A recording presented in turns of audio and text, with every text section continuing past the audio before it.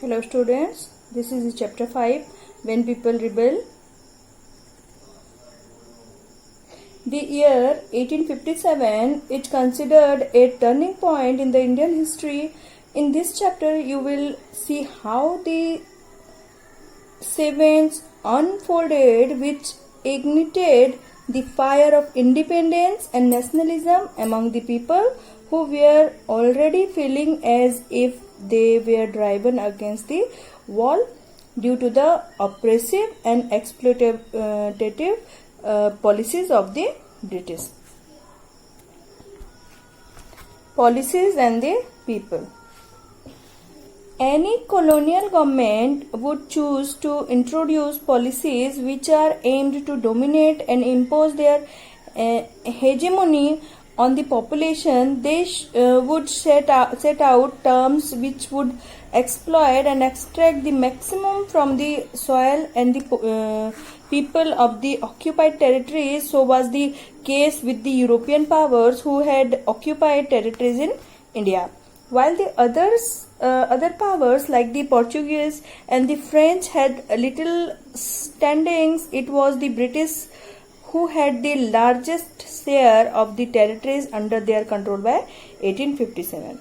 As you saw in the previous chapters, there were simmering of discontentment, dissatisfaction, distrust and distress among the people due to the oppressive and exploitative policies of the British. These kept building up like the lava of a volcano which had to erupt one day.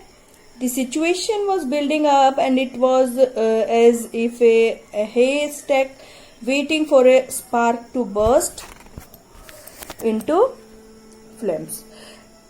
And this was done by the introduction of greased cartridges by the British as ammunition for the rifles used by the soldiers.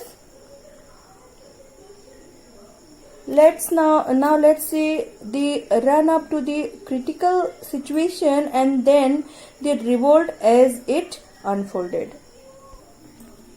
Nawabs lost their powers. The British displaced large number of rulers and chiefs by adopting different policies. They took away their powers and at most places turned them into puppet rulers under their own sovereign control. For example, doctrine of lapse adopted by Lord Dalhousie angered the ruling class. Satara, Nagpur, Jhansi and Sambalpur were taken away by the British on the pretext that the ruler did not leave behind a natural successor of the throne. Awadh was annexed on grounds of misgovernance. It was greatly resented by the soldiers as majority of them belonged to this estate. The Nawabs of Awadh had always been loyal to the British. Policy of subsidiary alliance took away the independence of Indian rulers. British resident was stationed in their court. Rulers could not take independent decisions. They were merely puppets in the hands of the British. The British refused to give pension to Nana Saheb, the adopted son of Peshwa Bajirao II. It was also announced that Bahadur Shah would be the last Mughal emperor and his successor would have to move out of the Red Fort. The peasants and the sepoys. The peasants suffered due to high revenue demands made by the company under different revenue collection policies followed by it. Peasants were exploited by zamindars and very often they had to lose the ownership of the land due to non-payment of taxes. Peasants were forced to grow indigo, which also created resentment among them. Indian soldiers formed nearly 85% of the total British troops in India. As they were an integral part of the Indian society, they too suffered the consequences of the oppressive British rule. Besides, they had other grievances. The Indian sepoys were looked down upon and handled with contempt by their British officers. They were discriminative pay scales between the British and Indian soldiers. Promotions were closed for them beyond the ranks of subedars, and the post of officers were reserved for the British. The annexation of Awadh inflamed their strong feelings against foreign rule.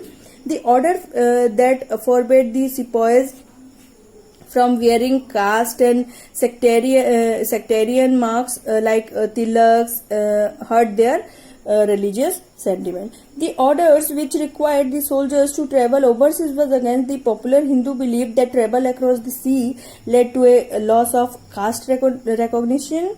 Another cause of sepoy discontentment was the withdrawal of the foreign service allowance which the British soldiers were getting for fighting beyond the frontiers of the country. Responses to reforms. The social reforms introduced by the British were looked upon with suspicion by the conservative sections of the Indian society, while the reforms such as abolition of sati, legalization of widow remarriage, and extension of Western education to women were initiated by the Indian reformists and were for the overall benefits of the social order, yet they were looked upon with suspicion as foreign interference in the social customs of the country.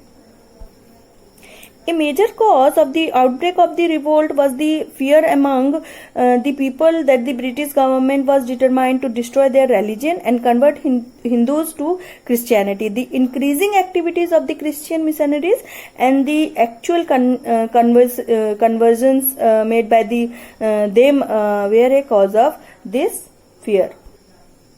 The social discrimination faced by the Indians due to the British attitude of racial superiority led to large-scale resentment. Educated Indians were denied promotions and appointments to high offices. This turned them against the British.